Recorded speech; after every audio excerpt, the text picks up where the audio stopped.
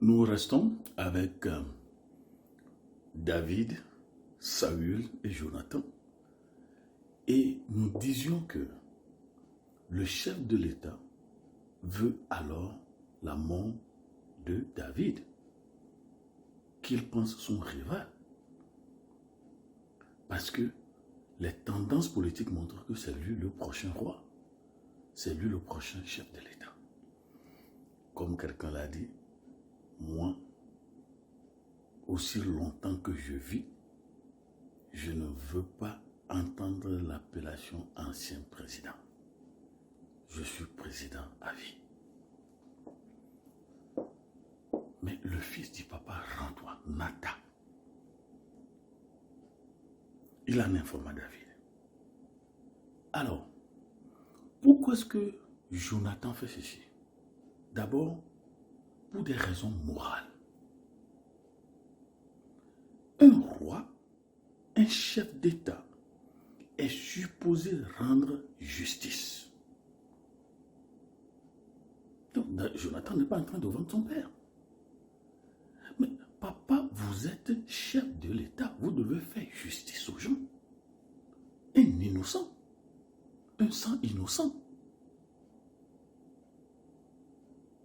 Papa, vous êtes supposé rendre justice. Autrement dit, vouloir qu'on tue David est une négation de la loi nationale. C'est une déroyalisation de votre royauté parce que le roi représente Dieu qui est un Dieu de justice. Papa, vous êtes en train d'envoûter la nation, vous êtes en train d'envoûter votre royauté, vous êtes en train d'envoûter votre président, votre gouvernement, parce que le gouvernement est là pour rendre justice, défendre les faibles. Vous ne pouvez pas faire son contraire. Donc, Jonathan fait ici l'application de ce que nous avons appris en philosophie, la première maxime morale d'Emmanuel Kant. Tu fais du bien, advienne que pourra. Je vais faire le bien, même si mon père va me tuer. Je vais faire du bien, même si mon ethnie ne sera plus au pouvoir. Je vais faire du bien, même si notre parti politique ne sera plus au pouvoir. Je fais du bien, advienne que pourra. Mais je fais du bien, même si Nebuchadnezzar va nous jeter dans une four chauffée à blanc. Je fais du bien.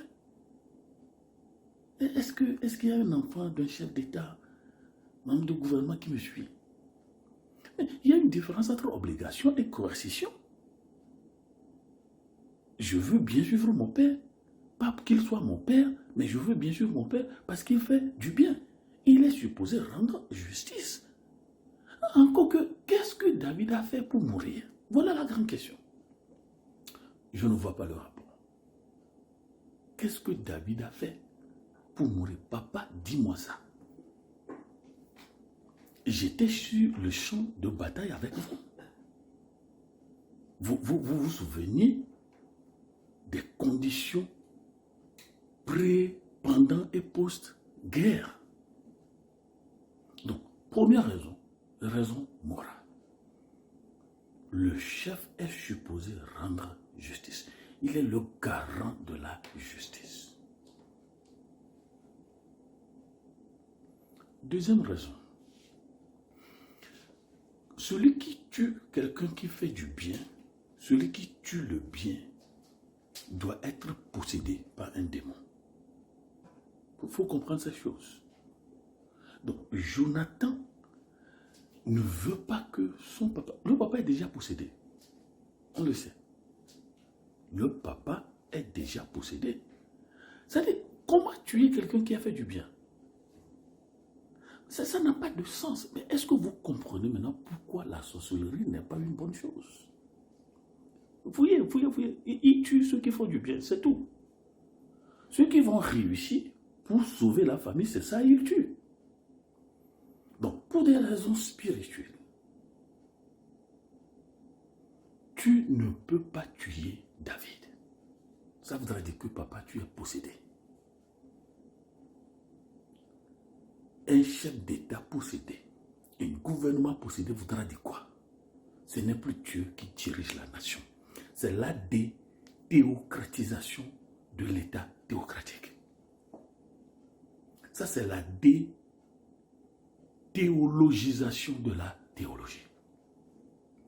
Vous êtes le représentant de Dieu qui fait du bien, qui veut du bien, qui cherche du bien, qui poursuit le bien, qui parle le bien, qui anime le bien, qui sème le bien. Tuer quelqu'un qui a fait le bien, ça voudra dire que vous devenez un représentant de Satan. Papa, aussi longtemps que je suis votre premier fils, étant entendu que je suis le prochain chef de l'État, je ne permettrai jamais que vous tuiez quelqu'un qui a fait du bien. Du moins, je ne participerai pas à une si basse besogne. Je ne peux pas devenir votre homme de main pour verser du sang innocent. Jonathan informe David, premièrement pour des raisons morales, la maxime de Kant, faire du bien, advienne que pourra.